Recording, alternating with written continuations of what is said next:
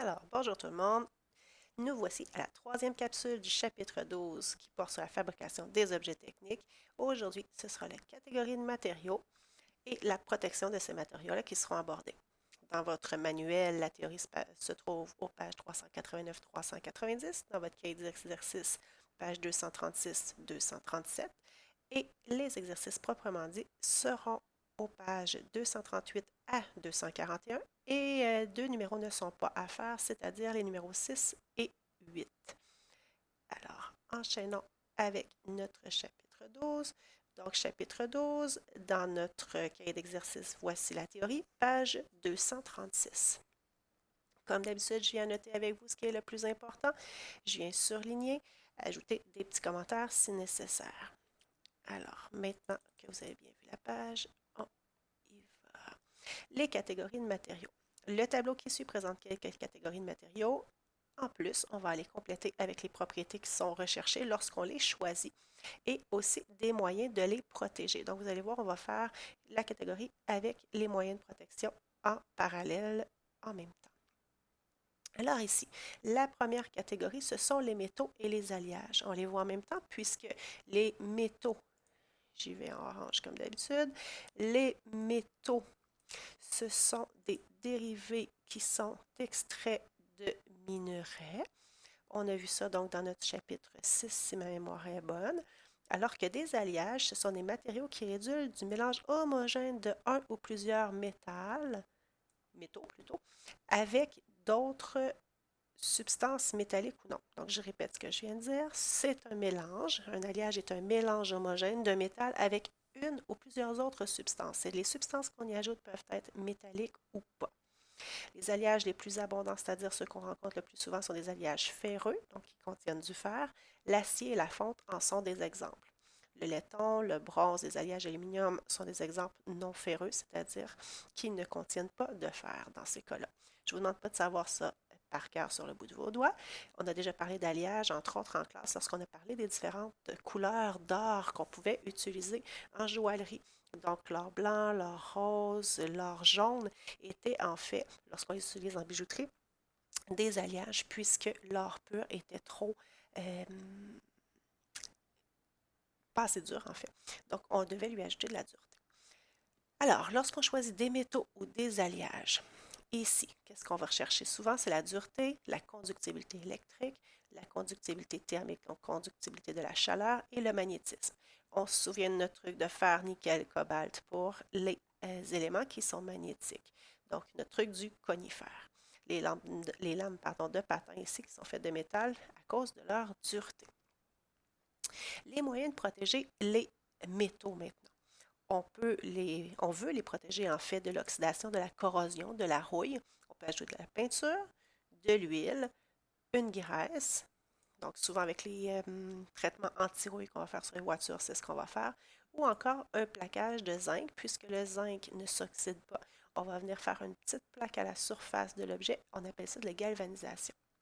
Un métal qui s'oxyde difficilement, donc on parle du chrome, du zinc, de l'aluminium, peut aussi servir de revêtement.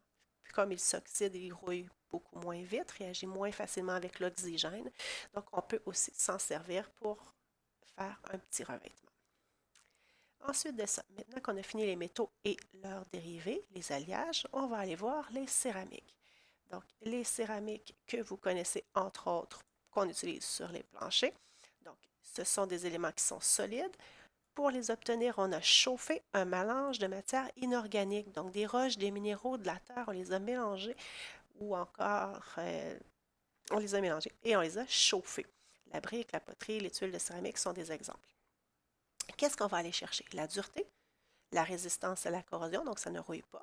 Ça conduit très peu l'électricité. Donc, par exemple, on va utiliser la céramique, la porcelaine pour aller sur les lignes de haute tension. Ça résiste à la chaleur et à l'usure, mais c'est aussi fragile. Donc, ici, la céramique peut être aussi un matériau de choix en mécanique en fonction de sa résistance à la corrosion, la chaleur et l'usure. On dit ici qu'on a même créé des céramiques aux propriétés améliorées qui réduisent, entre autres, justement, la fragilité. Comment on peut protéger une céramique? On va utiliser un vernis, un enduit sur le dessus. On va éviter les chocs thermiques, ça veut dire le chaud et le froid, des grandes différences de température très rapidement. Par exemple, si je prends un contenant, nous c'est arrivé à la maison, donc on prend le contenant dans la mijoteuse, puis oups, il était chaud, on le met dans l'eau froide, il va craquer. Donc il faut éviter les chocs thermiques et éviter les contacts avec des acides et des bases qui sont concentrés, donc très peu dilués. Ici, on a dit un plat très chaud qui est sorti et qui est mis sur une surface froide pourrait se fissurer, se briser, comme on l'a fait nous à la maison. Les matériaux composites maintenant. Matériaux composites, je viens vous le surligner comme c'est une définition. Puis tant qu'à avoir le surligneur, je vais surligner tout de suite matière plastique ici. Alors, matériaux composites. C'est un mélange hétérogène d'au moins deux matériaux différents. Et ce que ça permet de faire, ce qui nous intéresse, c'est d'avoir des propriétés qui sont améliorées. On va parler de matrice qui fait un squelette de matériaux, des renforts. Les propriétés intéressantes qu'on va aller chercher, ça dépend de ce qu'on veut. Par exemple, les planches de sol vont être faites à partir de fibres de verre. Les chaloupes vont être faites en fibres de verre pour avoir quelque chose qui est qu'on peut mouler, mais aussi qui va être très, très, très léger. Donc, ce qu'on veut, c'est s'assurer que les matériaux qui composent n'ont pas tendance à se déformer ou à se rompre. Donc, on ne veut pas que ça se déforme ou ça se rompe.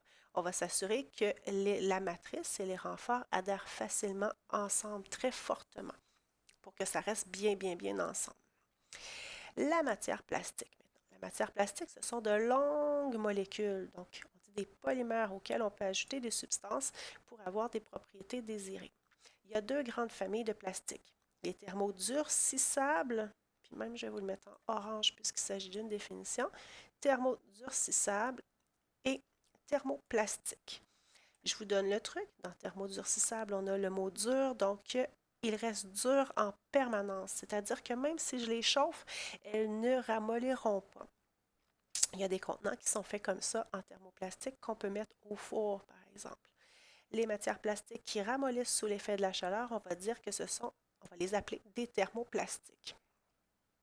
Les thermodurcissables, on va les choisir pour leur dureté, la résistance au choc, donc la résilience, la rigidité et la résistance à la chaleur. Les planches à roulettes peuvent être faites en thermodurcissables.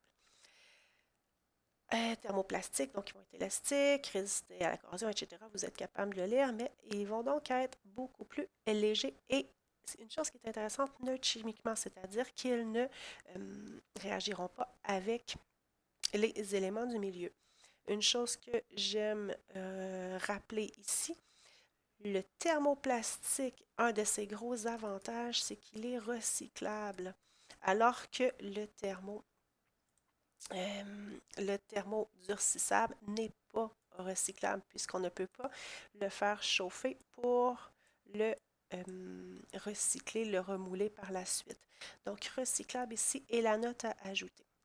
Maintenant, si on veut protéger nos plastiques, qu'est-ce qu'on peut faire? On peut ajouter des antioxydants, donc des pigments qui absorbent les rayons UV. Donc, ça va éviter que le soleil vienne modifier la couleur ou encore les propriétés.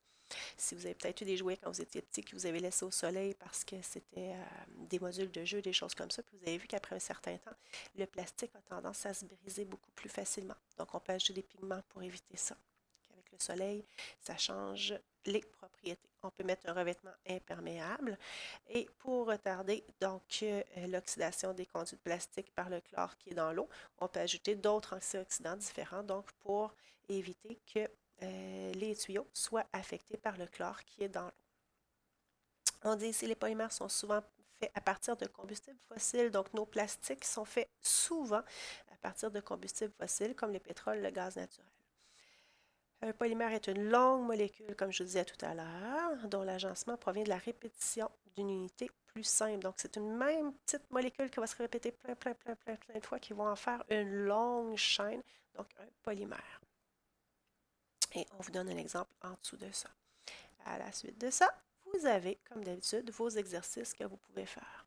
Alors, si je reviens ici, ce qu'on a vu aujourd'hui, on a vu les céramiques, les métaux, les alliages et les plastiques. Les bois, par contre, on ne les a pas vus précisément. On a vu la protection de tout ça. Donc, les bois et les bois modifiés. les contreplaqués, panneaux de particules et panneaux de fibres. Ce qu'on va faire, c'est que ce ne sera pas du bois complet, c'est-à-dire pas du bois bord en bord de la matière. Ça va être des panneaux qui vont être faits de différentes substances. Quand on parle de contreplaqué, on va avoir des couches de bois qui vont être alternées. Donc, par exemple, je vais avoir une couche qui va être avec la fibre verticale, l'autre va être vers l'horizontale. Donc, ça va être enchaîné les uns par rapport aux autres comme ça. Des panneaux de particules, on va souvent voir ça, par exemple, sur les toitures. Donc, ça va avoir l'air de la litière de lapin, par exemple.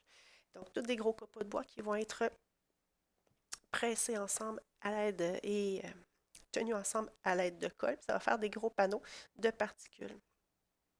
Donc, contreplaqué, on va souvent dire du plywood. Du panneau de particules, on va appeler ça de la spanite. Et finalement, le panneau de fibre, c'est de la fibre de bois qu'on va mélanger à de la colle et mettre ça sous pression pour faire des panneaux. Bref, du MDF ou HDF, selon la densité du matériau. Le désavantage de ces éléments-là, c'est comme ils contiennent de la colle, s'ils sont en contact avec l'humidité, ils vont gonfler, ils vont se déformer. Par contre, ils vont être très résistants. C'est la raison pour laquelle on va les utiliser. Et ils vont coûter beaucoup moins cher que du bois